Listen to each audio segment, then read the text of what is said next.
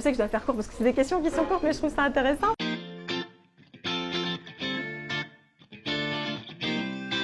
Alors, il y a une étude extrêmement intéressante sur la question qui dit on prend les hommes hétérosexuels et on s'aperçoit qu'ils ont à plus de 90% des orgasmes systématiques à chaque fois qu'ils ont un rapport. On prend des femmes hétérosexuelles et on s'aperçoit que de 94-95%, on passe à 60-65%. On se dit les femmes elles sont frigides. Sauf que on a aussi posé des questions à des femmes lesbiennes. Et là, on s'aperçoit que les femmes lesbiennes elles ont quasiment autant d'orgasmes que les hommes hétéros. C'est-à-dire que c'est pas une question biologique, c'est pas une question anatomique, c'est plutôt une question de connaissance et il y a peut-être un peu de travail à faire de ce côté-là.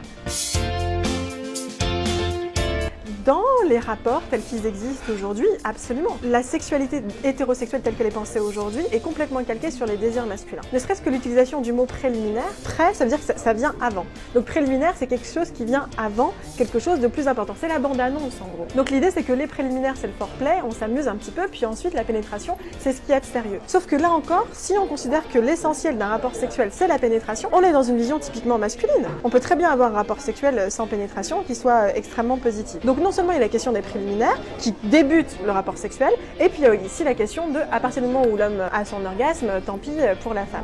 Ça c'est aussi quelque chose qui est passé dans la culture dominante et qui est à remettre en cause de plusieurs manières, parce que les femmes on leur dit finalement si tu as du plaisir, même si tu n'as pas ton orgasme, c'est pas grave. Ce qui serait pire c'est que l'homme soit frustré. Il faut d'abord se réapproprier sa sexualité en disant mon coco, si moi je viens pas, toi non plus. Si au contraire on déconstruit la logique qui est centrée sur la question masculine, on s'aperçoit que les préliminaires, déjà le terme est problématique. C'est pas la bande-annonce, c'est pas le lever de rideau, c'est quelque chose qui pourrait se faire durant absolument tout le rapport. On peut être dans une logique de pénétration, faire des intermèdes avec des rapports bucco-génitaux, avec des caresses. Il y a énormément de zones érogènes. Croire que la sexualité des femmes elle se concentre sur leurs deux bouts de tétons, c'est passer à côté de tout un pan de plaisir. Je pense qu'il y a toute une mappologie, une cartographie des différentes sources de plaisir et zones hétérogènes des femmes à faire.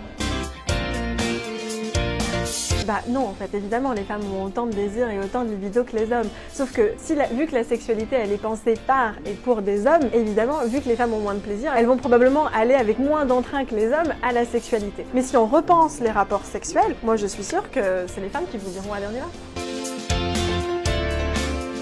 Ça se saurait si c'était le cas. Il y a plein de raisons qui peuvent mener à un rapport sexuel. Les sentiments peuvent en être un et le désir tout court. C'est une manière de dire que les femmes sont émotives. Elles ont besoin de fleurs. Ça, c'est tout le développement de l'amour courtois au XVIe siècle. Avant, il n'y avait pas tout ça. Il n'y avait pas cette idée que les femmes étaient plus émotionnelles ou émotives. Avant, en tout cas au Moyen-Âge, étaient vues comme bien plus sexuelles que les hommes. Et tout le mythe de la sorcellerie, c'était aussi lié à ça. Une femme qui avait une libido importante, elle allait être disqualifiée de nymphomane et disqualifiée de sorcière et donc à brûler parce qu'une femme qui avait trop de libido, c'était dangereux. Aujourd'hui, on fait mieux que les brûler quelque part. Il y a plusieurs types d'excision. Et il y a un type d'excision dont on ne parle jamais, c'est l'excision culturelle. Il n'y a pas besoin de couper le clitoris des femmes en Occident en réalité, puisque le simple fait de ne pas leur apprendre à comment s'en servir suffit à produire les mêmes effets. Donc répéter aux femmes qu'elles sont trop émotives, émotionnelles pour avoir du plaisir ou qu'elles seraient frigides, c'est simplement intériorisé et effectivement, elles le deviennent. Donc je pense qu'il y a un vrai travail à faire de ce côté-là.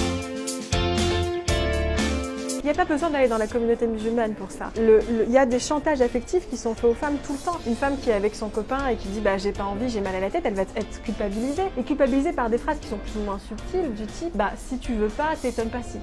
Ne t'étonne pas si je vais voir ailleurs, ne t'étonne pas si je te quitte. Ce type de chantage affectif, il est tout aussi opérant que le chantage religieux qui est de dire si tu le fais pas, les anges vont te me dire. Non, les anges ils vont me dire le gros relou là qui essaie d'abuser d'une femme et d'utiliser un langage pseudo-légitime pour pouvoir le faire. Donc ça, à bannir. On ne fait pas de l'amour pour faire plaisir à l'autre, on fait l'amour pour se faire plaisir à soi. Si l'autre en prend aussi, c'est pas plus mal.